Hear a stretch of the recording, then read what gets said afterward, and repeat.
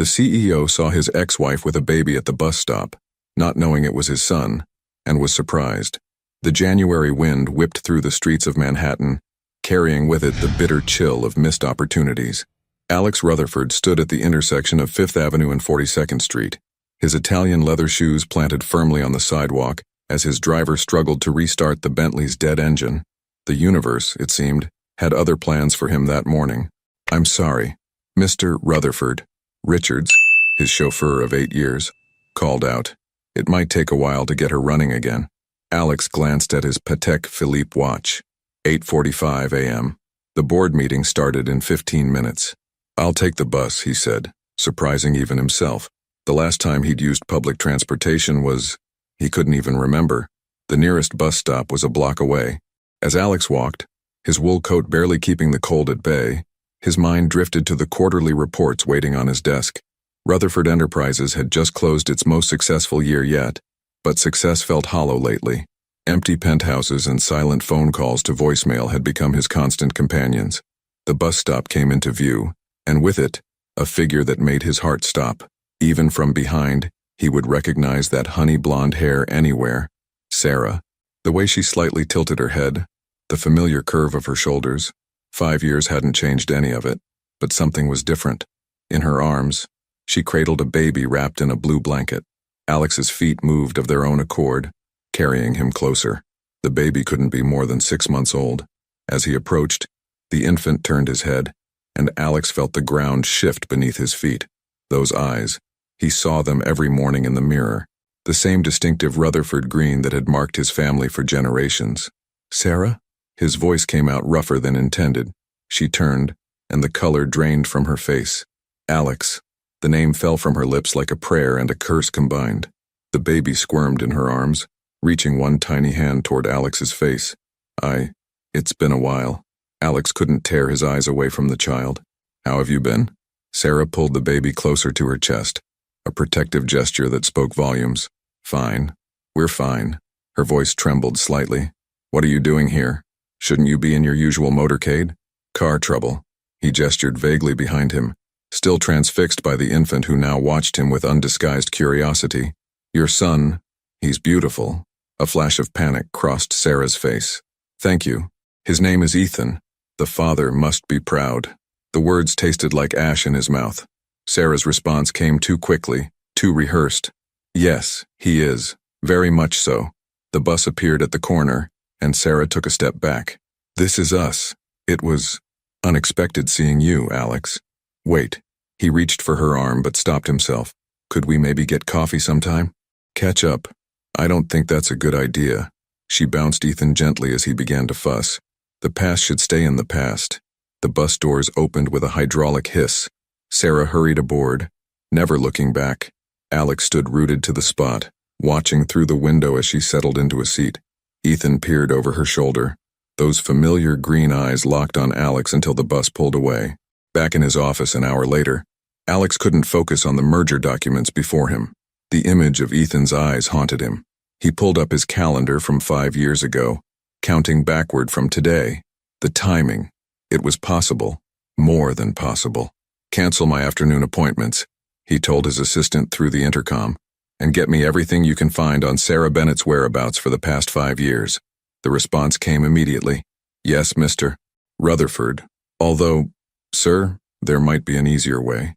Your mother mentioned running into Ms. Bennett at Mount Sinai Hospital about a year ago. She never told you." Alex's fingers tightened around his pen. His mother had known, the same woman who'd always claimed Sarah wasn't suitable fine for their family. The pen snapped, sending ink spreading across the pristine white contract like a dark tide. He opened his desk drawer, pulling out the only personal item he kept at work. A small velvet box containing the engagement ring he'd never had the chance to give Sarah. The night he'd planned to propose, she'd ended things instead. Her reasons hadn't made sense then. Something about needing space, about him choosing his company over their relationship. He'd been too proud, too hurt to fight for her. Now, looking back, the pieces began falling into place. The timing of their breakup, his mother's sudden interest in his love life, Sarah's complete disappearance from their social circle. Had his mother orchestrated it all? Alex pulled out his phone, finger hovering over Sarah's old number. He'd never deleted it, but what could he say? Sorry, my mother might have ruined our lives. I think you're hiding my son from me. The words seemed inadequate against the weight of 5 years of silence. Instead, he opened his browser and typed, DNA testing, confidential results. The answer was there, waiting to be uncovered. But something held him back. Sarah's fear when she'd seen him, the protective way she'd held Ethan. She had her reasons for keeping this secret. If he wanted answers, he'd need to earn them. Alex stood, walking to the floor-to-ceiling windows that overlooked the city. Somewhere out there, Sarah was living a life he should have been part of, raising a child who might be his son. The ruthless CEO in him wanted to demand answers, to leverage his resources and uncover the truth immediately. But the man who still loved her knew better. He would do this right, prove to Sarah that he wasn't the same workaholic who'd let her slip away 5 years ago, show her that he could be the man, the father, that she and Ethan deserved, even if it meant dismantling every wall he'd built around himself since losing her. The intercom buzzed. Sir, your mother is on line 1. She says it's urgent. Alex stared at the blinking light on his phone. Tell her I'm in a meeting. He grabbed his coat. And find out which bus route Sarah was taking this morning. It's time I started taking public transportation more often. The city sprawled before him, a maze of possibilities and second chances. Somewhere in that concrete labyrinth, a little boy with his eyes held the key to everything he'd lost, and everything he might still gain. Alex straightened his tie, a plan already forming in his mind. Sarah could hide the truth, but she couldn't hide from it forever. And this time, he wouldn't let her face it alone. Alex sat in his home office, staring at the grainy security footage from the bus stop. He'd watched it 17 times now, studying every detail of Sarah's interaction with Ethan, the way the baby reached for him, those unmistakable green eyes catching the morning light. His gut told him what his heart already knew. Ethan was his son. The doorbell echoed through his penthouse. Alex closed the laptop as his mother, Victoria Rutherford, swept into the room like a perfectly coiffed hurricane. Her Hermes scarf fluttered behind her, a silk banner of wealth and privilege. Darling, you've been avoiding my calls. Victoria perched on the edge of a leather armchair, her posture rigid. The board is concerned about your distraction lately. The board? Or you? Alex kept his voice neutral, remembering Sarah's panic at the bus stop. Tell me, Mother, how long have you known about Sarah's baby? Victoria's perfectly lined lips tightened. I don't know what you're talking about. Mount Sinai Hospital about a year ago. You ran into her there. Alex leaned forward. Did you know she was pregnant when she left me? Alex, dear, that was 5 years ago. Sarah made her choice. Victoria waved her hand dismissively. She wasn't right for you, or for this family. That wasn't your decision to make. The words came out sharper than intended. What did you say to her? Victoria's composure cracked just slightly. I merely helped her see reason. The girl was holding you back. Your father had just passed. The company needed you focused. What did you say? Each word fell like a hammer. I showed her the prenuptial agreement our lawyers had drafted. Victoria's voice hardened. Was there the clause about children born within the first 5 years of marriage requiring genetic testing before any inheritance claims? She was furious. Accused me of thinking she was a gold digger. The next day, she ended things with you. Alex felt the room spin. You had no right. I had every right. I'm your mother. Everything I've done has been to protect you, to protect this family's legacy. Victoria stood, her designer heels clicking against the hardwood. Sarah was beneath you, a simple girl from Brooklyn who might have been carrying my child when you drove her away. Alex's voice was deadly quiet. Victoria paled. What are you saying? I saw her yesterday, with her son. Alex pulled up a photo on his phone, a still from the security footage. Look at him, Mother. Look at his eyes. Victoria's hand flew to her throat. That's impossible. She would have told you, would she? After you made it clear our family would treat any child of hers with suspicion. Alex's laugh was bitter. You didn't protect our legacy. You might have destroyed it. We can fix this. Victoria reached for her phone. I'll have our lawyers. No. Alex's voice cut through the air. You've done enough. Get out. Alex, be reasonable. Get out. He stood, towering over her. And if you go anywhere near Sarah or that child, I'll step down as CEO. Let's see how the board feels about that. After Victoria left, Alex poured himself 2 fingers of scotch. The liquid burned, but not enough to erase the image of Sarah's face when she'd mentioned his mother at the hospital. The fear, the hurt, the resignation. His phone buzzed. A text from his private investigator, Sarah's bus route, her work address, her apartment location, all neatly laid out like pieces on a chessboard. But this wasn't a game he could win with strategy alone. The next morning found him on the same bus route, dressed in clothes that wouldn't draw attention. 3 days passed this way, each morning watching Sarah and Ethan from a respectful distance. He learned their routine: the daycare drop-off, Sarah's job at a publishing house, the small cafe where she got her morning coffee. On the 4th day, he finally gathered his courage. The cafe was quiet when Sarah walked in, Ethan babbling happily in his stroller. Alex stepped in line behind her. "Grande caramel macchiato, extra shot," Sarah told the barista. "Add a black coffee to that order," Alex said quietly. "I'll pay for both." Sarah spun around, nearly knocking over a display of travel mugs. "Are you following me?" "Yes." "No point in lying. We need to talk, Sarah." "No, we don't." She gripped the stroller handle tightly. "Whatever you think you know." "I know my mother interfered." Alex kept his voice low, conscious of the other customers. "I know about the prenup she showed you, and I think I know why you left." Sarah's eyes filled with tears. "You don't know anything. Then tell me." He gestured to a quiet corner table. "Please, 5 minutes." Ethan chose that moment to reach up, grabbing Alex's tie with surprising strength. The baby laughed, a sound so pure it made Alex's chest ache. Sarah stared at her son, then at Alex. 5 minutes, she whispered. "That's all." They sat, Ethan contentedly playing with a teething ring. Alex couldn't stop looking at him. The shape of his nose, the curl of his hair, everything screamed Rutherford genetics. "Your mother," Sarah began, then stopped. "She made it very clear what the family thought of me, that any child I had would be treated like a potential threat to the Rutherford fortune. I never knew about the prenup." Alex's hands clenched around his coffee cup. "I would have torn it up." "Would you?" Sarah's laugh was hollow. "You were barely home, Alex. Always at the office, always just one more meeting.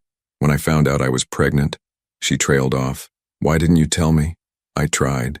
A tear slipped down her cheek. "And the night before I left, you were on a conference call to Tokyo. Said you'd call me back, you never did." The memory hit him like a physical blow. He'd fallen asleep at his desk that night, phone dead beside him. When he'd finally made it home the next evening, Sarah was gone. "I thought," Sarah wiped her eyes, "I thought if you couldn't make time for me, how could you make time for a baby? Then your mother showed up with that prenup, talking about genetic testing and inheritance claims. It felt like the universe was sending me a message." Ethan babbled, reaching for Alex again. Without thinking, Alex offered his finger, and the baby gripped it tight. "He knows," Sarah whispered.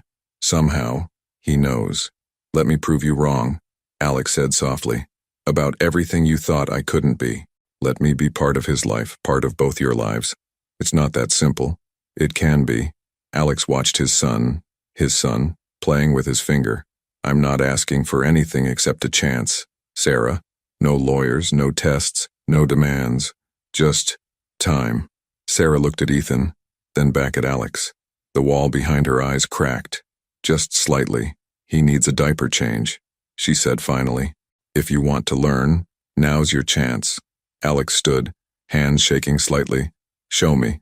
As they walked to the restroom, Ethan still clutching his finger, Alex felt something shift in the universe. A second chance, wrapped in a blue blanket and sporting his eyes. This time, he wouldn't let it slip away.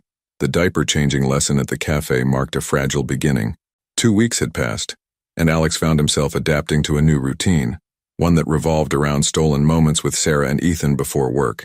He'd mastered the art of bottle preparation, learned the difference between burping positions, and memorized Ethan's favorite lullabies.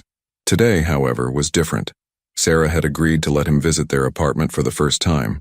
As Alex rode the elevator to the 5th floor of the modest Brooklyn building, his heart thundered against his ribs. The teddy bear he'd brought felt inadequate in his hands, a poor offering for lost time. Sarah opened the door before he could knock. "He's just waking up from his nap," she said, stepping aside. The apartment was small but warm, filled with touches of Sarah's personality.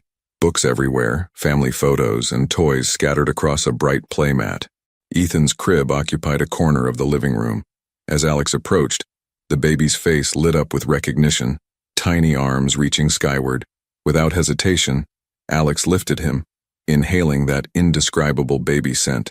"He's getting bigger," Alex murmured, noting how Ethan's head fit perfectly in the crook of his neck. "They do that," Sarah replied, but her smile held a trace of sadness. "Coffee? Please." Alex followed her to the kitchen, Ethan still in his arms. The domesticity of the moment struck him. This could have been their life all along. Sarah busied herself with the coffee maker, her back turned. "Your mother called yesterday." The words hung in the air like smoke. Alex tightened his hold on Ethan instinctively. "What did she want?" "To apologize." Sarah's laugh was brittle. "She offered to set up a trust fund for Ethan. Said she wanted to make things right. I told her to stay away from you both." Anger coiled in Alex's stomach. "I know. She mentioned that too." Sarah turned, her eyes meeting his. "She also said something interesting about you stepping down as CEO if she interfered." "I meant it. That's what scares me." Sarah handed him a coffee mug, careful not to disturb Ethan, who was now dozing against Alex's chest. "The Alex I knew lived and breathed that company. He would never have threatened to leave it. The Alex you knew was an idiot." He took a sip of coffee, perfect as always. She still remembered how he liked it. "I've had 5 years to think about my priorities. And what are they now?" Before Alex could answer, his phone buzzed. The board meeting he'd completely forgotten. "I have to take this," he said apologetically, shifting Ethan to Sarah's arms. Sarah's face closed off immediately. "Some things don't change after all." "No, wait." Alex declined the call. "This conversation is more important." "Is it?"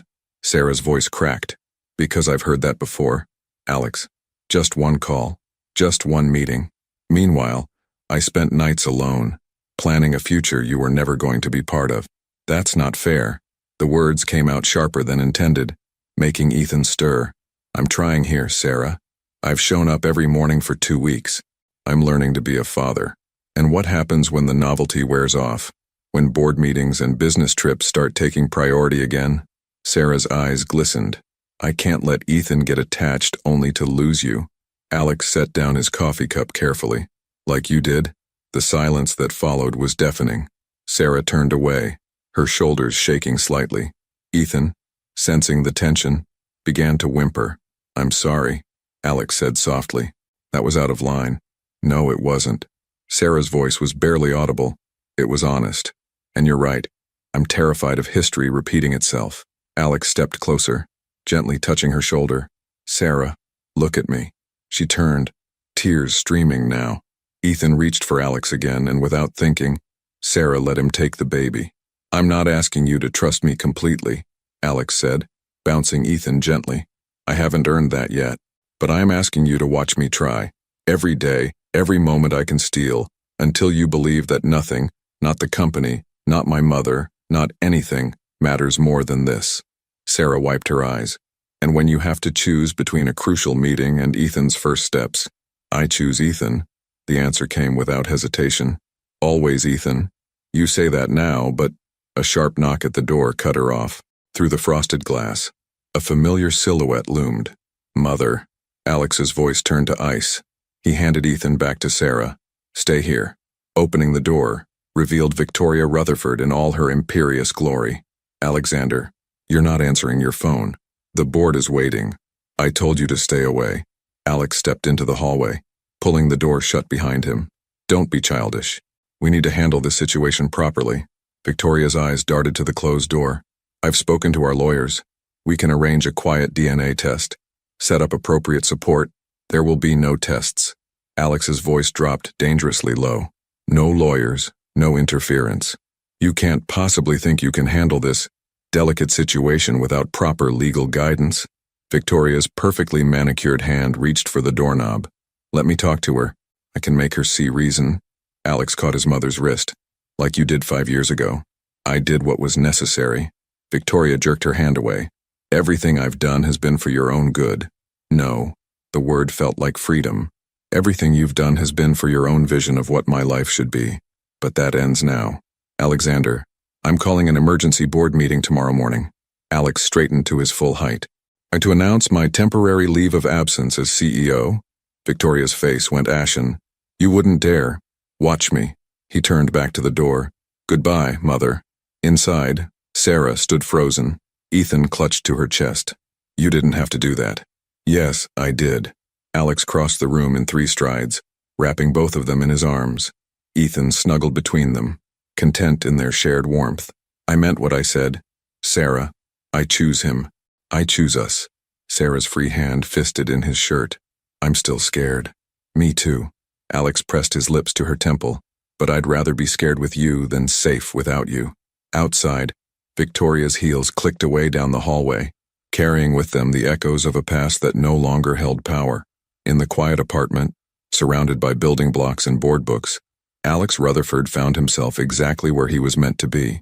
The boardroom of Rutherford Enterprises felt different that morning. Alex sat at the head of the mahogany table, his usual power suit replaced by a casual button-down, the same one that still carried traces of Ethan's breakfast from earlier. The 14 board members watched him with a mixture of concern and curiosity. His mother's seat remained conspicuously empty. A leave of absence? Richard Montgomery, the longest-serving board member, leaned forward. Alex, the Miller merger is weeks away. The timing couldn't be worse. The timing is exactly why it has to be now. Alex passed out folders containing his temporary transition plan. I've groomed Charlotte Hayes for this moment. She's ready to step in as interim CEO. Charlotte, his CFO of 3 years, straightened in her chair. I appreciate the confidence, but your mother made it clear. My mother no longer speaks for this company. Alex's voice carried the weight of certainty. Or for me. Murmurs rippled around the table. Victoria Rutherford's influence had been absolute for decades. Her absence today spoke volumes. This is about the Bennett woman, isn't it? Douglas Pierce, another board veteran, fixed Alex with a knowing stare. And her child. Alex felt his jaw tighten. My personal life is not up for discussion. It is when it affects the company. Pierce tapped the folder. We've all heard the rumors. If there's a potential heir involved, there will be no discussion of heirs or inheritance. Alex stood, his palms flat against the table. I'm taking this leave to focus on my family. Charlotte will handle day-to-day operations. I'll be available for major decisions. But otherwise, I'm stepping back. The vote is merely a formality that requires your mother's presence, Montgomery pointed out, not according to the bylaws. Alex nodded to Charlotte, who distributed another set of documents. As majority shareholder, I can call for this vote without her. The choice is simple. Accept my temporary leave with a smooth transition, or I resign completely. The threat hung in the air like smoke. Everyone knew Alex had built Rutherford Enterprises into what it was today. His departure would send the stock plummeting. The vote passed unanimously. Hours later, Alex stood in Sarah's small kitchen, recounting the meeting while she prepared dinner. Ethan played in his high chair, more interested in wearing his mashed peas than eating them. A leave of absence. Sarah paused in her stirring. Alex, you didn't have to. Yes, I did. He grabbed a washcloth, gently wiping Ethan's face. Besides, I'm not completely stepping away, just prioritizing. Sarah's phone buzzed. A text message that made her frown. Your mother's been busy. What do you mean? She handed him the phone. On the screen was a link to a business news article. Rutherford Enterprises in crisis. CEO takes sudden leave amid family drama. Below it, photos of Sarah and Ethan leaving their apartment, clearly taken with a long lens. Alex's hands shook with rage. I'll have our PR team. That's not all. Sarah pulled up another message. The daycare called. Someone claiming to be Ethan's grandmother tried to pick him up today. The washcloth dropped from Alex's hand. She wouldn't dare. They didn't let her in. Sarah's voice trembled. Oh, but Alex, she knows where he goes, where we live, everything. Pack a bag. The words came out clipped, decisive. Both of you are staying at my place tonight. Running won't solve this. It's not running. It's protecting our son while I deal with this. Alex moved to the living room, already dialing his security team. The penthouse has better security, and my mother doesn't have access. Sarah followed him, Ethan on her hip. Our son? Alex froze, realizing what he'd said. I'm sorry, I shouldn't have assumed. No. Sarah touched his arm. You're right. He is our son. And that's exactly why we need to face this together. Ethan reached for Alex, tiny fingers grasping at air. Without hesitation, Alex took him, breathing in that familiar baby scent that had become his anchor. I have a better idea. Sarah said quietly. Instead of hiding, let's end this. Take the DNA test. Alex stared at her. Sarah, you don't have to prove anything. This isn't about proving anything. She squared her shoulders. It's about taking away your mother's power. Once it's official, she can't spin stories or make threats. Ethan will be protected legally. Are you sure? No. Sarah managed a weak smile. But I'm tired of living in fear of Victoria Rutherford. Aren't you? Before Alex could respond, his phone rang. Charlotte Hayes. Turn on the news. His interim CEO said without preamble. Your mother just called a press conference. Alex grabbed the remote, flipping to the business channel. There stood Victoria Rutherford, perfectly composed behind a podium bearing the Rutherford Enterprises logo. Concerns about the company's future leadership, she was saying. While my son takes time to address certain personal matters, I will be resuming my former position as CEO. The TV went black. Sarah had hit the power button, her face pale but determined. She can't do this, Alex said, more to himself than Sarah. The board voted. She's counting on the scandal. Sarah's voice was steel. Photos of your secret family. Rumors about an illegitimate heir. She thinks the board will panic. Ethan squirmed in Alex's arms, reaching for his mother. The three of them stood there, a tableau of everything Victoria Rutherford thought she could destroy. Call your lawyer, Sarah said. Set up the DNA test. Tonight. Sarah, we do this now, on our terms. She took Ethan, kissing his forehead. No more hiding. No more games. Victoria Rutherford wants a war. Let's give her one she can't win. Alex pulled out his phone again, this time dialing his personal attorney. As it rang, he watched Sarah soothing their son, and felt a clarity he hadn't known in years. His mother had underestimated them both. She thought Sarah was still the scared young woman from 5 years ago. She thought Alex would choose the company over his family again. She was wrong on both counts. James, Alex said when his lawyer answered, I need you to arrange something. Tonight. And then I need you to prepare papers removing Victoria Rutherford from the board of Rutherford Enterprises. Permanently. The game had changed. Victoria had played her hand, but she'd forgotten one crucial detail. Love made people dangerous. And there was nothing Alex Rutherford loved more than the two people standing in front of him. The private medical facility gleamed with sterile efficiency as Alex, Sarah, and Ethan waited in a discreet examination room. It was nearly midnight, but James had pulled strings to get the DNA test done immediately. The late hour had worked in their favor. No press, no prying eyes, just the wait of a moment 5 years in the making. It won't hurt him? Sarah asked for the third time, cradling Ethan against her chest. The baby was drowsy but fighting sleep, fascinated by the unfamiliar surroundings. Just a gentle cheek swab, Dr. Peterson assured her. The physician, a longtime friend of James, had agreed to handle the test personally. He won't feel a thing. Alex watched as the doctor approached with the testing kit. His own cheek had already been swabbed, the sample sealed and labeled.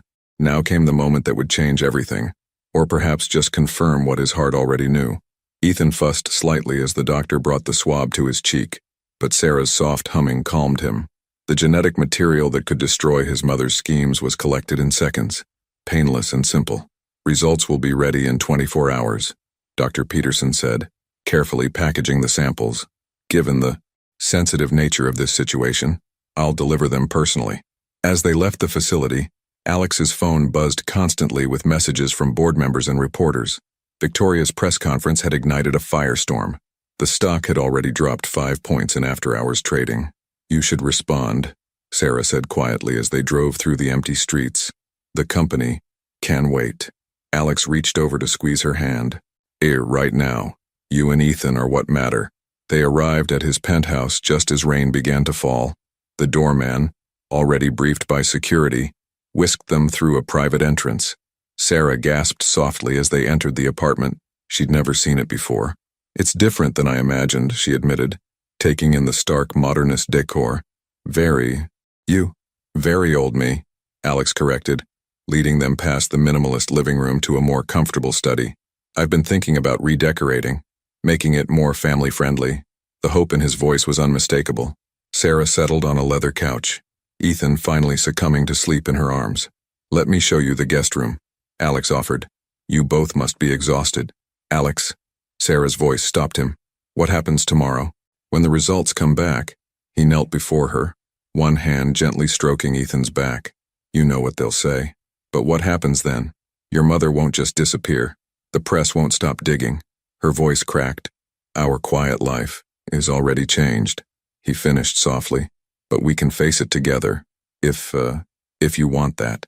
Sarah looked down at their sleeping son, then back at Alex. I never stopped wanting that. I just stopped believing it was possible. The confession hung between them, heavy with 5 years of loss and longing. Alex reached up, brushing away a tear she hadn't realized had fallen. I was thinking, he said carefully, about that night. The one when you tried to tell me about the baby. Sarah tensed. Alex, let me finish, please. His hand found hers. I've replayed that night 1,000 times. The Tokyo call and falling asleep at my desk, waking up to find you gone. But I never knew what you were going to say.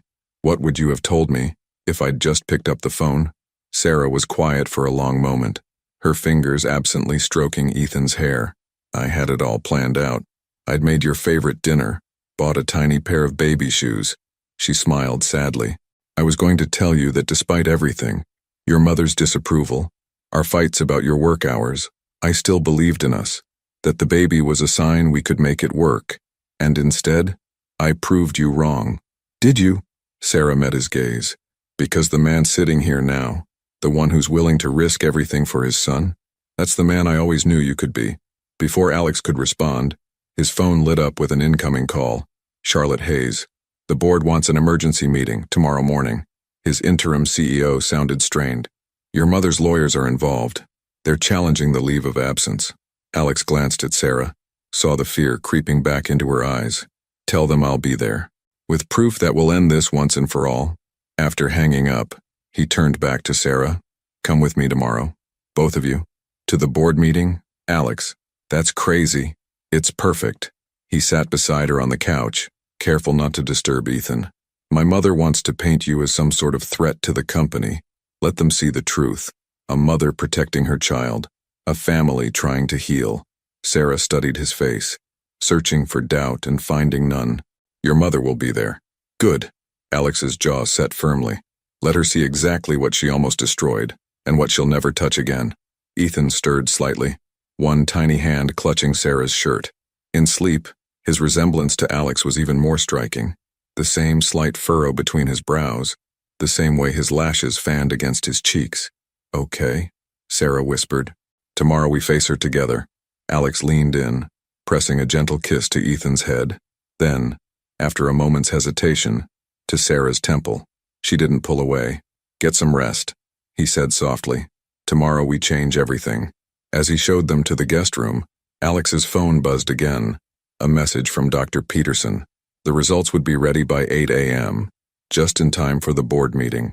In 12 hours, his mother's carefully constructed world of control and manipulation would shatter, and from the pieces, Alex silently vowed, they would build something stronger, something real, something that even Victoria Rutherford couldn't break. 8 a.m. arrived with the weight of destiny. Alex stood in his office at Rutherford Enterprises, reviewing the DNA test results Dr. Peterson had delivered moments ago. The numbers and scientific terminology all pointed to one irrefutable conclusion: 99.99% probability of paternity. Sarah sat on the leather couch nearby, helping Ethan with his morning bottle. They'd dressed him in a tiny blue sweater vest and khakis, an outfit that made him look impossibly like a miniature version of Alex. The board's assembling now, Charlotte Hayes announced, stepping into the office. She paused at the sight of Sarah and Ethan. Are you sure about this? Absolutely. Alex tucked the test results into a folder. Is she here? Victoria arrived 10 minutes ago. She has 3 lawyers with her. Sarah's hand tightened around the bottle. Maybe we should wait in here. No. Alex's voice was gentle but firm. We do this together, remember? The walk to the boardroom felt like a march to battle. Security personnel lined the hallway, a necessary precaution given the media circus outside the building. Through the glass walls, Alex could see the board members settling into their seats, his mother holding court at the far end of the table. Victoria's perfectly composed expression cracked when Alex entered with Sarah and Ethan. This is a closed board meeting, she snapped. Not a family reunion.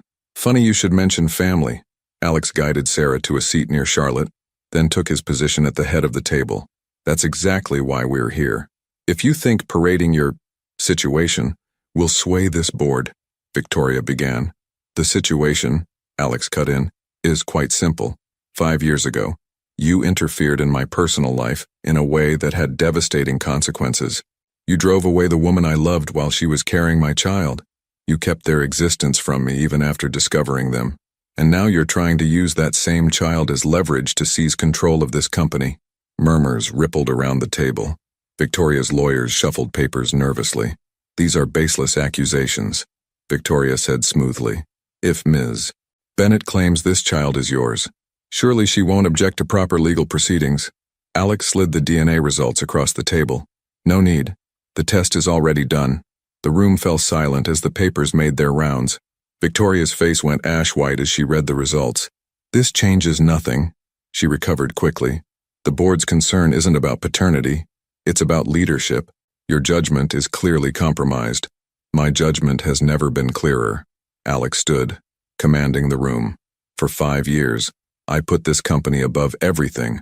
I missed birthdays, canceled vacations, ended relationships, all to build something I thought mattered more than anything else.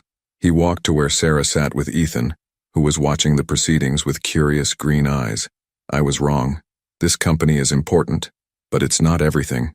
That's why I'm not just taking a leave of absence, I'm restructuring the entire board. Victoria shot to her feet. You can't. Actually, I can.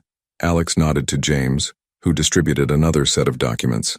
As majority shareholder, I'm calling for an immediate vote to remove you from the board, Mother, permanently. This is ridiculous, Victoria sputtered. Down the shareholders will be relieved to know that the company is moving forward with stable leadership and clear succession planning. Alex gestured to Charlotte. Mrs. Hayes has proven herself more than capable, and now that my son's position is legally established, the future of Rutherford Enterprises is secure. You would choose them over your own mother. Victoria's voice shook with rage. No, Mother. You made that choice 5 years ago. Alex's tone softened. You chose control over family, power over love. That ends today. Ethan chose that moment to let out a happy gurgle, reaching toward Alex with grabby hands. Without hesitation, Alex lifted him, holding his son as he faced the board. The vote is simple, he continued. Remove Victoria Rutherford from the board, confirm Charlotte Hayes as CEO during my temporary leave, and approve a new family-first corporate culture that aligns with our values. All those in favor. Hands rose around the table one by one. Even Richard Montgomery, Victoria's oldest ally, raised his hand after a long moment's hesitation. No, Victoria whispered. You can't do this to me. Everything I did was for you. Everything you did was for yourself. Alex bounced Ethan gently as the baby played with his tie. You have 1 hour to clear out your office. Security will escort you. As Victoria was led away, her perfectly maintained facade finally cracking, Sarah stood and moved to Alex's side. Are you okay? Better than okay. He shifted Ethan to one arm, using the other to pull Sarah close. For the first time in my life, I'm exactly where I should be. The board members filed out, leaving the small family alone in the vast boardroom. Through the windows, New York City sprawled before them, bathed in morning light. So what now? Sarah asked softly. Now? Alex looked at his son, then at the woman he'd never stopped loving. Now we start over. Together. If you'll have me. Sarah's answer was to lean up and kiss him. Their first kiss in 5 years, with Ethan giggling between them. It tasted like coffee, and hope and second chances. Outside the boardroom, Victoria Rutherford's heels clicked down the hallway for the last time, carrying away the echoes of old wounds and missed opportunities. But inside, surrounded by the warmth of his newfound family, Alex Rutherford finally understood what true power meant. It wasn't about control or corporate dominance. It was about the strength to choose love over fear, family over fortune, and the courage to rebuild what was broken, one precious moment at a time. 4 weeks after Victoria's departure from Rutherford Enterprises, Alex sat in Sarah's small Brooklyn apartment, surrounded by moving boxes. The decision to temporarily move in together had come naturally. His penthouse was too stark, her apartment too small, but together they'd found a brownstone in Park Slope that felt like a fresh start. I found something, Sarah called from her bedroom. Her voice carried an odd note that made Alex look up from where he was bubble-wrapping photo frames. She emerged holding a dusty shoebox, her hands trembling slightly. I forgot I kept these. Inside were remnants of their past life, movie ticket stubs, dried flowers from their first date, photographs of happier times. At the bottom lay a tiny pair of yellow baby shoes, the ones she'd bought the night she tried to tell him about the pregnancy. "Sarah," Alex reached for her hand. "I was so scared," she whispered, pulling out a sealed envelope. "I wrote this letter the night I left. I never mailed it." Ethan played contentedly in his playpen nearby as Alex carefully opened the envelope, the paper fragile with age. "Dear Alex, by the time you read this, if you ever do, I'll be gone. I'm carrying your child, our child, and I've never been more terrified. Your mother showed me the prenup today. She made it clear that any baby of mine would be seen as a threat, a potential gold digger's trap. I want to hate her for that, but maybe she's right. Look at us, Alex. When was the last time we had dinner together? The last time you made it home before midnight? I've been trying to tell you about the baby for days, but there's always another meeting, another deal, another reason why now isn't a good time. I love you too much to trap you in a life you never chose. Our baby deserves better than a father who sees them as an obligation, so I'm making the choice for both of us.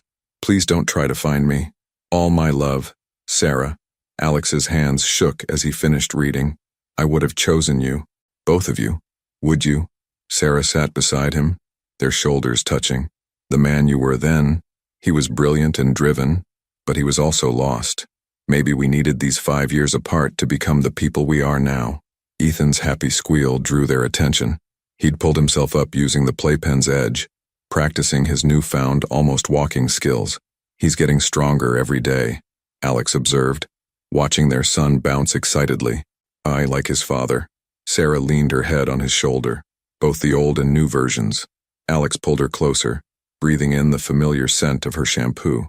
"I found something too," he admitted, "at the penthouse, while packing." He reached into his jacket pocket and withdrew a small velvet box. Sarah's breath caught.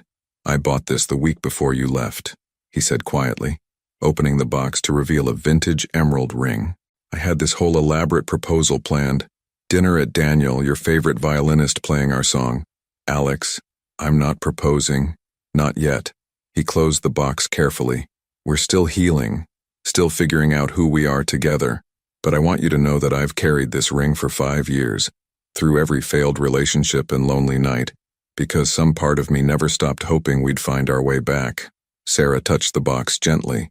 "Keep carrying it. When the time is right, we'll know." A crash from the playpen made them both jump. Ethan had knocked over his stacking blocks, clearly proud of his destructive achievement. "Speaking of timing," Sarah laughed, moving to rescue their son from his self-made chaos. "Someone needs lunch before his nap." As she lifted Ethan, a stack of papers slid from the shoebox. Alex caught them before they hit the floor. Ultrasound images. The first pictures of their son, moments Sarah had experienced alone. "I wanted to send them to you," she said softly, noticing what he held. "Every appointment, every milestone. I thought about reaching out. What stopped you? Pride, fear. The way your mother's words kept echoing in my head." Sarah kissed Ethan's cheek as he squirmed. "But mostly, I think I was afraid you'd reject him. That would have hurt more than losing you the first time." Alex stood, crossing to them in 2 strides. He wrapped his arms around both Sarah and Ethan, creating a cocoon of warmth and security. "Never," he whispered fiercely. "I will never reject either of you again." Ethan patted Alex's face with sticky fingers, completely unaware of the emotional weight of the moment. His innocent touch grounded them, reminding them that the past, while important, wasn't where they lived anymore. "The movers come tomorrow," Sarah said after a moment. "Are you sure about this? Moving in together is a big step. I've missed enough steps." Alex took Ethan from her arms, expertly settling him into his high chair. His first smile, first word, first tooth. "I can't get those back, but I can be here for everything else." As they moved around the kitchen in comfortable synchronization, preparing Ethan's lunch and packing the last of Sarah's dishes, Alex felt a profound sense of rightness. The penthouse had never felt like home, but this, the organized chaos of family life, the blend of their possessions, the sound of his son's laughter, this was everything. "I kept a journal," Sarah said suddenly, spooning mashed sweet potatoes onto Ethan's tray. "During the pregnancy and his first year. It's in that box too, if you want to read it." Alex paused in his wrapping of coffee mugs. Are you sure? You deserve to know those moments, even if you couldn't be there for them. She smiled softly. And maybe we can start a new journal. Together this time. The suggestion held more weight than its simple words implied. It was an invitation to not just share their future, but to heal their past. I'd like that, Alex said, watching as Ethan created abstract art with his lunch. All of it. The memories, the mess, the moments, everything. Tomorrow they would move into their new home, blending their separate lives into something whole. But today, surrounded by boxes and memories, they were already building something stronger than what they'd lost. A family forged by choice rather than obligation, held together by love that had survived 5 years of silence. And in his high chair, covered in sweet potatoes and completely unimpressed by the adult emotions swirling around him, Ethan Rutherford continued to be the bridge between their past and future, the living proof that sometimes the best things in life come from our biggest mistakes. Moving day dawned crisp and clear over Brooklyn. The brownstone on Park Slope stood waiting, its red brick facade glowing in the morning light. Inside, chaos reigned as movers navigated the narrow staircase with boxes and furniture, from 2 separate lives attempting to merge into one. Alex stood in what would be Ethan's new room, directing the placement of a custom-built crib, a compromise between his desire to give their son the best and Sarah's preference for simplicity. The walls were still bare, waiting for the pediatrician-approved, non-toxic paint to arrive. And the master bedroom furniture is here, called one of the movers. Where would you like the bed? Asked Ms. Bennett. Alex replied automatically.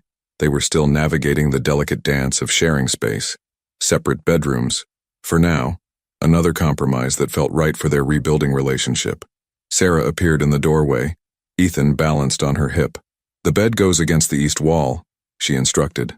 And Alex? Your mother's lawyer is downstairs. Alex's jaw tightened. I thought we were done with her attempts at interference. He says it's about Grandfather Rutherford's trust fund. Sarah bounced Ethan gently as he fussed. Something about amendments that need immediate attention. Descending the stairs, Alex found James Morrison, his family's longtime attorney, looking distinctly uncomfortable in the midst of moving chaos.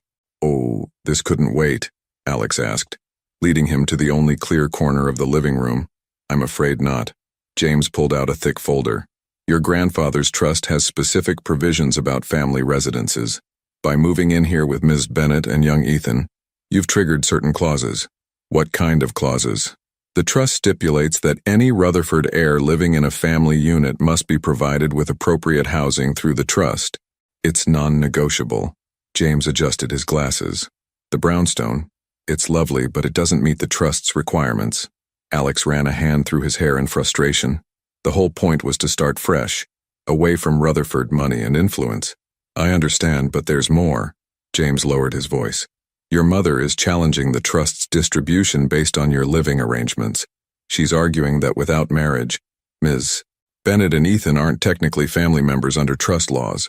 That's ridiculous. The DNA test proves paternity, yes, but trust law is complicated. Unless you and Miss Bennett marry, she could create legal hurdles that would affect Ethan's inheritance. Upstairs, they could hear Ethan's delighted squeals as Sarah unpacked his toys. The sound made Alex's heart clench. What are our options? You could fight it in court, James said carefully. Or you could simply comply with the trust's housing requirements. There's a Rutherford property in Brooklyn Heights, much larger, already held in trust. Moving there would satisfy both the housing clause and strengthen your position against Victoria's challenges. No. Alex's response was immediate. This home, this neighborhood, it was Sarah's choice. I won't let my mother's manipulations change that. Then there's only one other option. James hesitated. A marriage would solve everything. The trust couldn't be challenged. The housing requirements would become flexible, and Ethan's position would be secure. Alex stared at the lawyer. Are you suggesting I propose to Sarah because of a trust fund? I'm suggesting you protect your family however you can. James stood, straightening his tie. Victoria may have lost her position at the company, but she still has influence. Think about it. After James left, Alex climbed the stairs slowly, his mind churning. He found Sarah in Ethan's room, singing softly as she arranged stuffed animals in a corner. Everything okay? She asked, noting his expression. Just more family complications. He picked up Ethan, who immediately grabbed his tie. How do you feel about this place? Really? Sarah looked around the sun-filled room. I love it. It's perfect for us. Why? What if we had other options? Bigger places, better neighborhoods. Alex. Sarah's voice held a warning note. We agreed. No more Rutherford influence. This is our fresh start. He watched her continue unpacking, her movements precise and determined. The ring in his pocket, transferred from suit to suit since that board meeting, felt heavier than ever. Sarah, there's something we need to discuss. A loud crash from downstairs interrupted him. They rushed to find a mover apologizing profusely over a broken box marked fragile. Sarah knelt by the box, carefully lifting out shattered pieces of what had been her grandmother's china. Oh no, she whispered. We'll replace it, Alex said automatically. That's not the point. Sarah's voice cracked. These pieces, they were all I had left of her. Some things can't be replaced with money, Alex. I thought you understood that now. The words hit him like a physical blow. Here he was, about to suggest marriage for practical reasons, when they were still learning to trust each other again. You're right, he said softly. I'm sorry. The rest of the day passed in a blur of boxes and decisions. By nightfall, the movers were gone, leaving them alone in their half-unpacked home. Ethan had fallen asleep in his new room, the baby monitor carrying his gentle breathing. Sarah found Alex on the back terrace, staring at the Brooklyn skyline. Penny, for your thoughts? I was thinking about choices, he said, pulling her close, about how sometimes the right thing and the easy thing aren't the same. Is this about what James said? About the trust? Alex turned to face her. You heard? Bits and pieces. Sarah traced patterns on his chest. You know I don't care about any of that, right? The money, the properties, the Rutherford name, none of it matters compared to what we're building here. Even if it means fighting my mother's legal challenges, protecting Ethan's inheritance, even then, Sarah smiled softly. We'll face it together, just like everything else. Inside, Ethan made a small sound in his sleep, a reminder of what truly mattered. Alex kissed Sarah's forehead, breathing in the scent of home and possibility. The ring could wait. Their love had survived 5 years of separation. It could survive his mother's machinations. What they were building here, in this brownstone with its creaky stairs and morning sun, was worth more than all the trust funds in the world. Together, he repeated, holding her close as night settled over Brooklyn. Tomorrow would bring new challenges, but for now, they had this moment, this home, this family, and that was everything. The crisp autumn morning found Sarah alone in the brownstone's kitchen, reading Victoria Rutherford's latest attempt at reconciliation. The letter had arrived by courier, its heavy cream envelope bearing the Rutherford family crest. Dearest Sarah, it began, the formal calligraphy at odds with its contents. As Ethan's grandmother, I have a right to be part of his life. Surely you can understand a mother's desire to protect her family. Sarah set the letter aside as Ethan's cries echoed through the baby monitor. In his room, she found him standing in his crib, tears streaking his cheeks. Bad dream, little one. She lifted him, breathing in his sweet morning scent.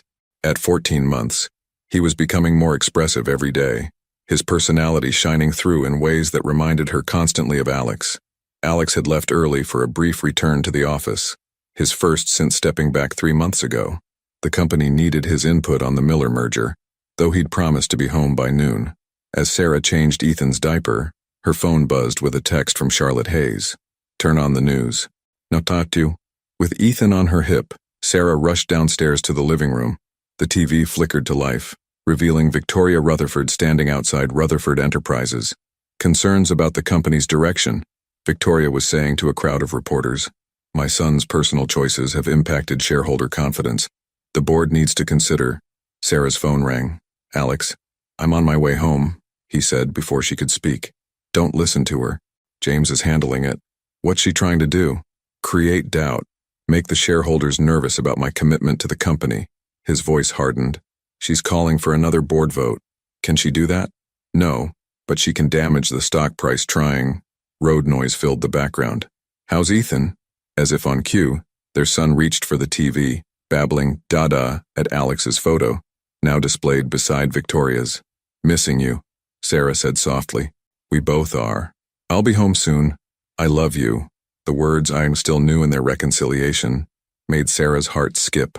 We love you too, After hanging up, Sarah carried Ethan to the kitchen, settling him in his high chair. As she prepared his breakfast, another text arrived, this one from an unknown number. Ems. Bennett, Victoria Rutherford would like to meet. Just you and her. Regarding Ethan's future. Name your time and place. Sarah stared at the message, her hands trembling slightly. The last private conversation she'd had with Victoria had ended with her fleeing New York, pregnant and heartbroken. What do you think, little man? She asked Ethan, who was methodically dropping Cheerios onto the floor. Should Mommy face the dragon lady? Ethan's response was a happy giggle and a thrown sippy cup. Before Sarah could decide, the doorbell rang. Through the front window, she saw a familiar figure. Not Victoria, but someone almost as unexpected, Mrs. Hayes. Sarah opened the door to find Charlotte, Alex's interim CEO, looking uncharacteristically nervous. I'm sorry to come unannounced, Charlotte said, stepping inside. But there's something you need to know. Something Alex doesn't know yet. Sarah led her to the kitchen, where Ethan immediately began performing for their visitor. Victoria's been meeting with private investigators, Charlotte continued, accepting a coffee. She's building a case against you. What kind of case? She's trying to prove you deliberately hid Ethan to extort money from the family. Charlotte's expression was grim. She's interviewed your old neighbors, your former co-workers, anyone who knew you during the pregnancy. Sarah sank into a chair. That's ridiculous. I never asked for anything. I know. But Victoria's desperate. Without the company, without control over Alex, she's losing her identity. Charlotte leaned forward. She thinks if she can prove you manipulated the situation, she can convince the board that Alex's judgment is compromised. Why are you telling me this? Because I owe Alex.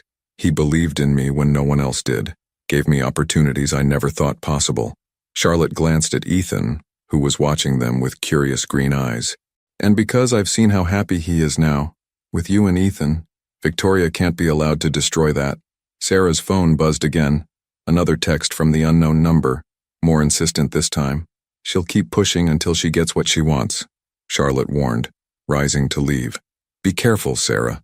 Victoria Rutherford is most dangerous when she feels cornered. After Charlotte left, Sarah read Victoria's letter again, seeing it with new eyes.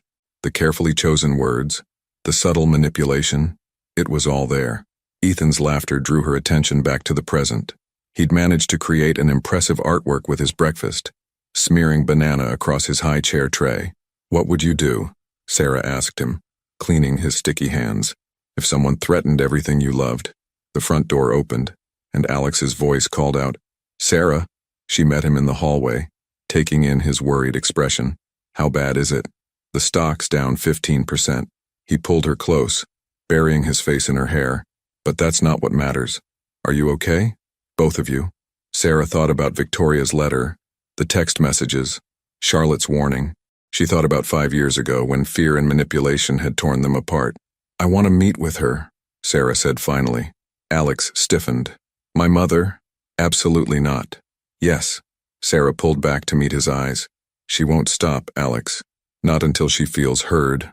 She lost that right when she did exactly what a mother would do to protect her child. Sarah's voice was gentle. I understand her better now. Being a mother myself, she was wrong, but her fear was real. In his high chair, Ethan called out, Dada, imperiously, demanding attention. Alex moved to their son, lifting him with practiced ease. I can't risk losing you again. You won't. Sarah touched his cheek. But we need to end this. For all of us. Alex studied her face, seeing the determination there. Then we do it together. No. Sarah took a deep breath. This has to be between Victoria and me. Mother to mother. Sarah, trust me. She wrapped her arms around both Alex and Ethan, creating a circle of warmth. It's time to break this cycle of fear. For Ethan's sake. For all our sakes.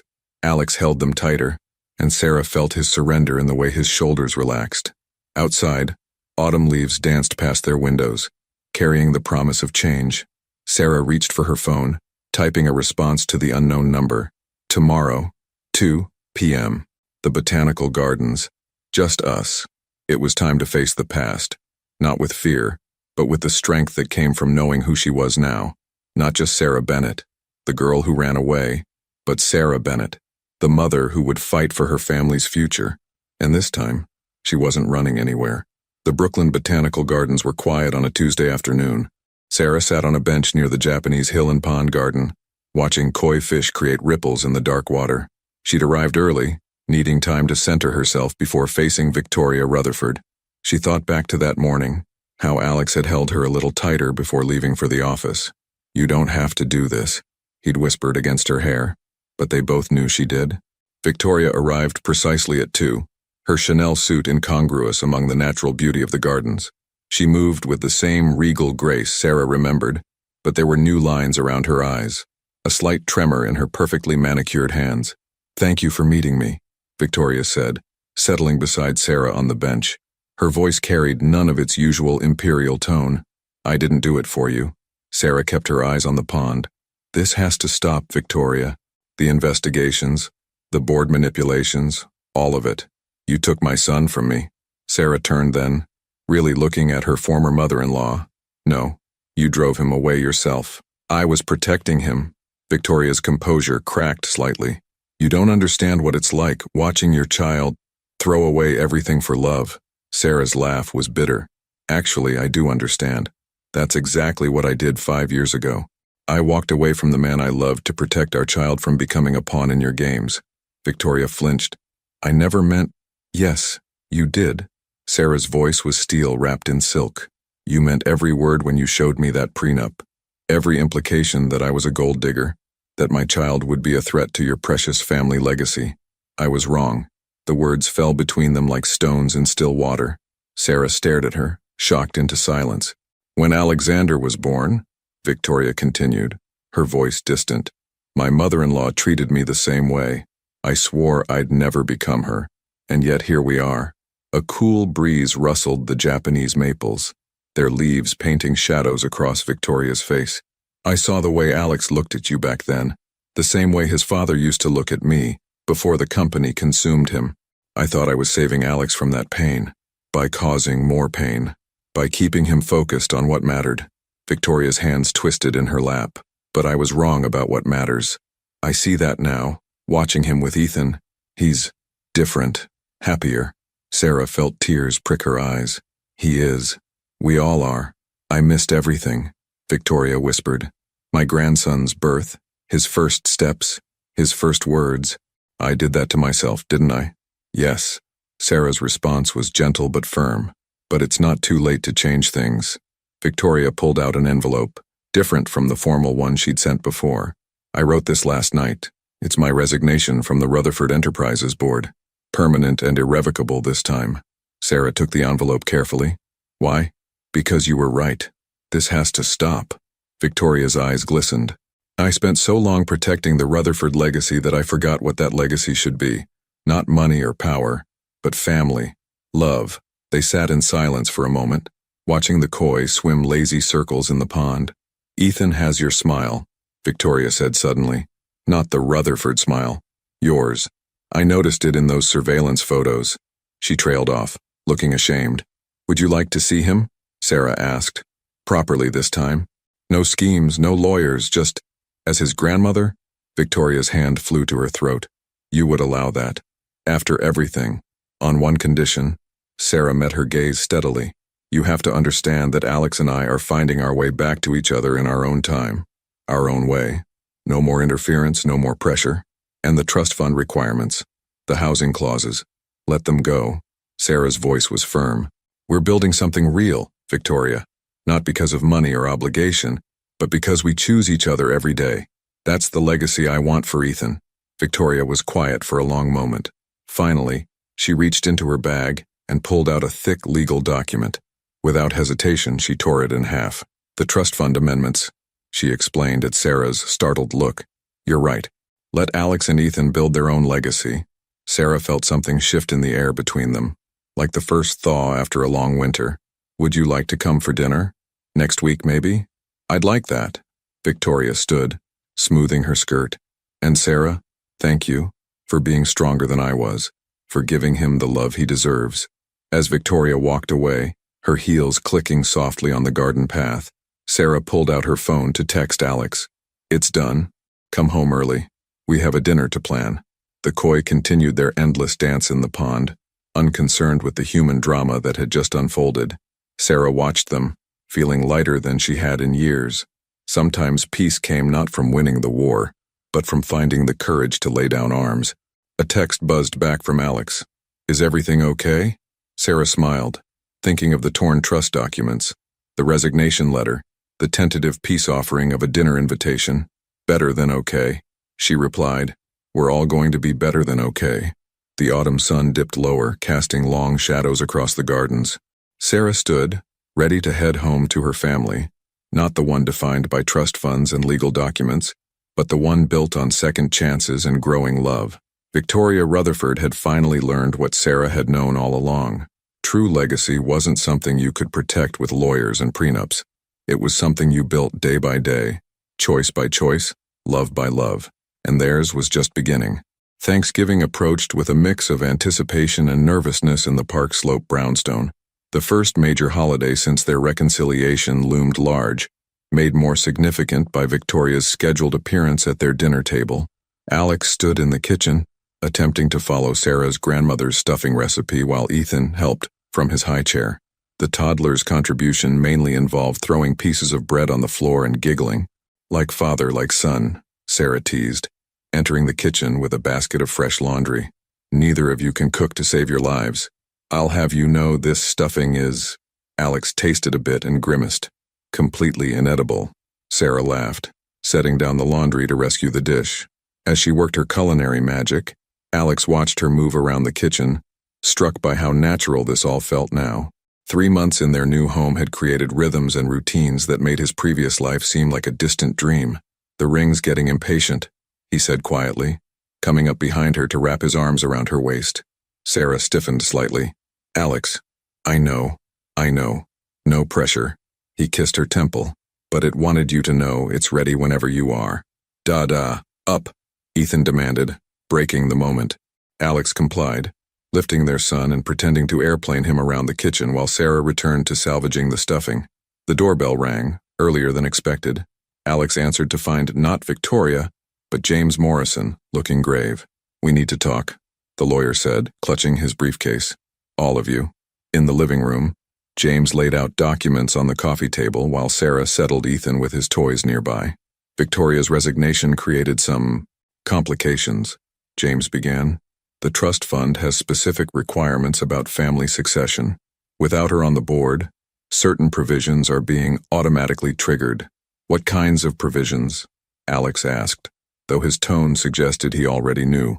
"The Rutherford family trust requires legitimate heirs for inheritance. With Victoria's resignation, the trustees are demanding immediate clarification of Ethan's status." Sarah's hand found Alex's. "But the DNA test proves paternity, yes. But the trust was established in a different era. It requires—" James paused, delicately. "Traditional family structures. Marriage," Alex said flatly. "Within 6 months, yes. Otherwise, Ethan's claim to his inheritance could be challenged by distant relatives." Sarah stood abruptly. "No, we're not doing this." "Sarah," Alex started. "We're not getting married because of some archaic trust requirement." Her voice shook. "We've worked too hard to rebuild what we have. I won't let it be about money again." James cleared his throat. "There's more. Victoria's resignation included some unexpected revelations about what happened 5 years ago." He pulled out a sworn statement. Sarah sank back onto the couch as she read Victoria's confession. The manipulated emails, the intercepted phone messages, the calculated interference that had kept them apart. "She didn't just show me the prenup," Sarah whispered. "She made sure we couldn't reach each other. All those times I tried to call. She had your numbers blocked," James confirmed. "Emails diverted. She was thorough." Alex's jaw clenched. "Why tell us this now?" "Because she's trying to make amends." James stood, gathering his papers. "But also because you both deserve to know the truth before making any decisions about your future." After he left, silence filled the living room. Ethan played contentedly with his blocks, oblivious to the tension around him. "I did try to tell you," Sarah said finally. "That night, and so many times after. I thought you were ignoring me, and I thought you just disappeared." Alex ran a hand through his hair. "God, Sarah, all that wasted time." "No." She touched his face, turning him to look at her. Not wasted. Look at who we are now, Alex. Look at what we've built. Would we have been ready for this back then? He covered her hand with his. I've been ready to marry you for 5 years. Have you? Her smile was gentle. The Alex I knew then loved me, but he didn't know how to choose me. The man you are now. She glanced at Ethan, who was carefully stacking blocks. You choose us every day. Then marry me. The words tumbled out before he could stop them. Not for the trust, not for my mother's approval, but because we've earned this. Because we fought our way back to each other. Alex. He slid off the couch, kneeling before her. I'm not doing this because of James's visit or the trust requirements. I'm doing it because watching you rescue my horrible stuffing while our son throws bread on the floor is the happiest I've ever been. Sarah's laugh was watery. That's your proposal? My cooking skills and Ethan's mess making? No. Alex pulled the ring box from his pocket, the same one he'd carried for 5 years. This is my proposal. I love you, Sarah Bennett. I loved you then. I love you now. And I'll love you better every day because I know what it means to lose you. Marry me, not for any reason, except that we want to. Ethan toddled over, drawn by the emotion in his father's voice. He placed a slightly sticky hand on the ring box, looking between his parents with curious eyes. What do you think, little man? Alex asked. Should Mommy marry us? Ethan's response was to topple his block tower with a delighted shriek. Sarah laughed through her tears. I think that's a yes. She pulled Alex up beside her on the couch. And this is mine. Yes. Because of stuffing and bread throws and block towers. Because of who we are now, not who we were then. The ring slid onto her finger like it had been waiting there all along. Ethan clambered into their laps as they kissed, making it a proper family moment. We should still probably hire a caterer for Thanksgiving, Alex murmured against her lips. Given my stuffing skills. Sarah's response was interrupted by the doorbell. Victoria, right on time for dinner. They shared a look, acknowledging the journey ahead. But this time they faced it together, stronger for having been broken, better for having found their way back. And in the middle of their embrace, Ethan's sticky hands reaching for the sparkling ring, they were already building their own legacy, one made of love, choice, and the courage to begin again. The December snow fell softly outside the park slope brownstone, coating Brooklyn in a blanket of white. Inside, warmth and laughter filled every corner as Sarah put the finishing touches on Ethan's birthday cake, his second, though it felt like his first real celebration as a complete family. Alex watched from the doorway as she carefully arranged 2 candles on the homemade chocolate creation. She'd refused his offer to have it professionally made, insisting that some things meant more when they came from the heart. Everything's ready, he said, coming up behind her. The engagement ring caught the kitchen light as Sarah smoothed the frosting one last time. Victoria just texted. She's 5 minutes away. The past month had brought changes none of them had expected. Victoria's presence at their small Thanksgiving dinner had evolved into weekly family brunches, each one less tense than the last. She was learning, slowly but surely, how to be a grandmother instead of a CEO. Hard to believe it's been a year, Sarah mused, leaning back against Alex's chest. Since that day at the bus stop. Best traffic jam of my life. He kissed her temple. Though I still say you should have told me about Ethan right then. Would you have believed me? Probably not. Alex chuckled. But those eyes. I knew the moment I saw them. From the living room came the sound of Ethan's delighted laughter, followed by Charlotte Hayes's voice singing some silly song. Their former interim CEO had become an unexpected but welcome addition to their extended family. The doorbell rang, and Ethan's excited cry of "Gamma" echoed through the house. Victoria had earned that title over countless story times and playground visits, proving that even the strongest walls could crumble in the face of a toddler's love. I'll get it, Alex said, but Sarah caught his hand. Wait, she turned to face him. There's something I need to tell you first. Sarah, what's wrong? She smiled, taking his hands and placing them on her still flat stomach. Nothing's wrong. Everything's perfect. Alex's eyes widened as understanding dawned. Are you? 8 weeks. Happy tears shimmered in her eyes. I found out yesterday, and this time, you're here for everything. The doorbell rang again, but neither moved. Alex dropped to his knees, pressing his forehead against her abdomen. Thank you, he whispered. For what? For giving me a second chance. For letting me be the father I should have been from the start. He looked up at her, his own eyes wet. For making sure I didn't miss this moment. Sarah pulled him to his feet, just as Victoria let herself in, calling out greetings. Ready to tell everyone? After the cake, Alex decided, wiping his eyes. This is Ethan's day. They joined the others in the living room, where Ethan was showing Victoria his newest trick, stacking blocks higher than ever before. Charlotte sat nearby, documenting everything with her phone. The board sends their love, Charlotte reported, putting her phone away. Though they miss you, Alex. They're in good hands, he replied, settling onto the floor to help Ethan with his tower. The company was thriving under Charlotte's leadership, proving that sometimes letting go meant watching things grow in unexpected ways. As they gathered around the cake, singing happy birthday to a beaming Ethan, Sarah looked at their assembled family, not the one she'd imagined 6 years ago, but somehow better for being earned rather than given.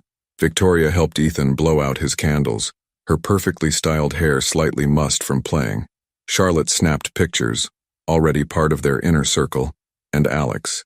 Alex watched them all with the contentment of a man who had finally found his true north. Make a wish, Sarah whispered to her son, though her eyes met Alex's over the flickering candles. But they didn't need wishes anymore. They had something better: truth, trust, and the kind of love that could survive 5 years of silence only to emerge stronger. They had a son who carried the best of both of them, and now a new life growing, conceived in joy rather than uncertainty. Later, after the presents were opened and the cake reduced to crumbs, after Victoria and Charlotte had gone home and Ethan was tucked into bed surrounded by his new toys, Alex and Sarah stood on their back terrace watching the snow fall. A year ago, Alex mused, his arms around her waist, hands protective over their secret. I thought I had everything I wanted: success, power, control. And now I know better. He turned her to face him. Everything I wanted was waiting at a bus stop in Manhattan. Sarah stood on tiptoe to kiss him, tasting chocolate frosting and promises. No more bus stops, she murmured. No more running. No, Alex agreed, holding her close as the snow continued to fall. Just us, right where we belong. Inside, Ethan's nightlight cast star patterns on his ceiling, his steady breathing carrying through the baby monitor. Soon those stars would watch over 2 children, their constellation of love expanding in ways none of them could have predicted that cold January morning at the bus stop. But that was the beauty of second chances. They didn't just repair what was broken, they created something entirely new, something stronger, something built on choice and trust, and the kind of love that could survive anything, even 5 years of silence, even a mother's misguided protection, even their own fears and doubts. As the snow covered their footprints in the backyard, erasing the paths that had led them here, Sarah and Alex held each other in the quiet December night. Their story had come full circle, but it wasn't ending. It was just beginning. Again. Better. Forever. The end. What would you have done in Sarah's position? Finding yourself pregnant, facing pressure from a powerful family, and dealing with communication barriers with the person you love. Would you have chosen to leave like she did? Or would you have fought harder to break through those walls? Sometimes the hardest choices come from a place of love, but they can lead to years of unintended consequences. Your participation in the channel is very important. Please leave your opinion in the comments. Thank you so much for watching until the end. If you enjoyed this story, don't forget to subscribe to the channel, leave a like, and comment your thoughts. Your participation is very important to us. See you next time.